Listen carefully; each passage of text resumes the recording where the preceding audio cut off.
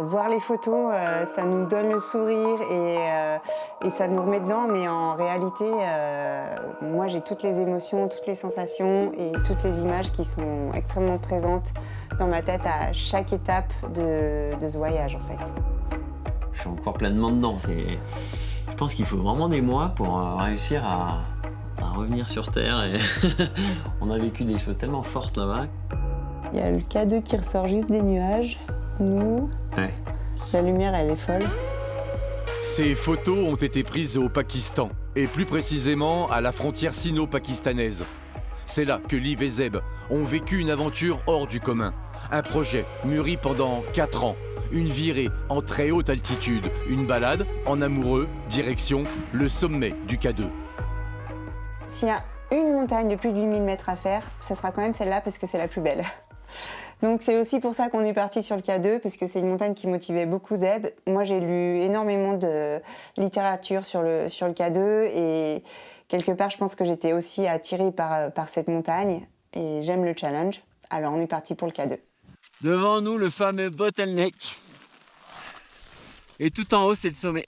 Le fait de faire ça avec ma chérie, c'était un moyen de sublimer davantage le plaisir d'être en montagne et la joie de faire ce genre d'ascension, quoi. Est-ce que je suis bien coiffée, mon chéri? C'est un petit peu en pétard.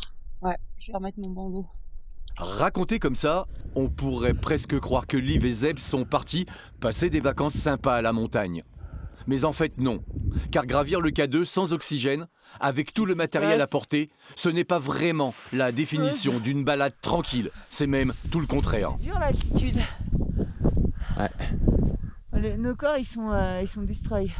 Le K2 culmine à 8611 mètres.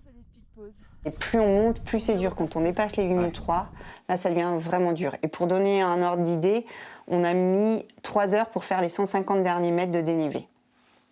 Donc, ça veut dire qu'on a fait du 50 mètres/heure de dénivelé vertical.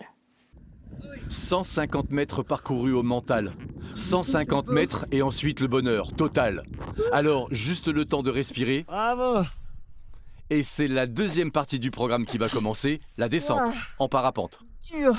Le biplace, c'est effectivement l'idée du couple, d'être tout le temps ensemble. Le fait d'être à deux en tandem, on vit ensemble et là, on est le couple sur la montagne. On s'est vraiment dit, on part ensemble, soit on arrive les deux au sommet, soit si ça va pas et qu'il faut s'arrêter, on s'arrête les deux ensemble. Et si on peut décoller, on décolle d'où on est. Et s'il faut redescendre à pied, on redescend les deux ensemble. Et comme les planètes étaient alignées, tout s'est bien passé. Rien ne les a empêchés de vivre leur aventure jusqu'au bout. Il m'a dit tout de suite, on va étaler la voile là, je vais la gonfler et on se jette dans le trou. Alors on se jette dans le trou, ça a été, je me suis dit, waouh, on va quand même pas trop se jeter dans le trou. Parce qu'il n'y avait pas beaucoup de vent, il fallait courir et effectivement après, au bout d'un moment, ça plongeait.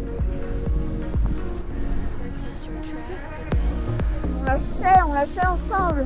Cerise sur le gâteau, Liv et Zeb ont passé 30 minutes sous voile, 2 fois plus que ce qu'ils avaient pu imaginer de mieux. 30 minutes à profiter de paysages incroyables pour un vol phénoménal. 30 minutes vraiment seul, tout seul, mais à deux.